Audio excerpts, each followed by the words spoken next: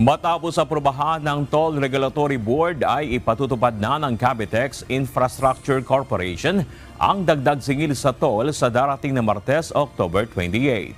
Sa inilabas na toll matrix ng Cavitex, ang mga mag-e-exit sa Parañaque Toll Plaza mula sa dating 35 pesos sa Class 1 vehicles ay magiging 39 pesos na ang bayad. Sa Class 2 naman mula sa dating 70 pesos ay magiging 78 pesos na. At sa Class 3 mula sa dating 104 pesos ay magiging 117 pesos na. Sa mga lalabas naman sa Kawit Toll Plaza, ang mga Class 1 na sasakyan na nagbabayad dati ng 73 pesos ay nasa 88 pesos na ang babayaran.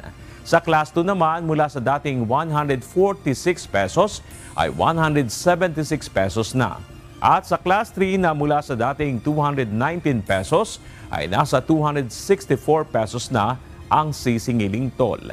Ayon sa Cavitex, ang nasabing toll increase ay dahil sa petisyon ng joint venture partner na Cavitex Infrastructure Corporation at Philippine Reclamation Authority noong 2020 at 2023. May ilang major infrastructure projects na rin na ginawa at natapos sa Cavitex at nagkaroon na rin ng upgrade sa RFID system.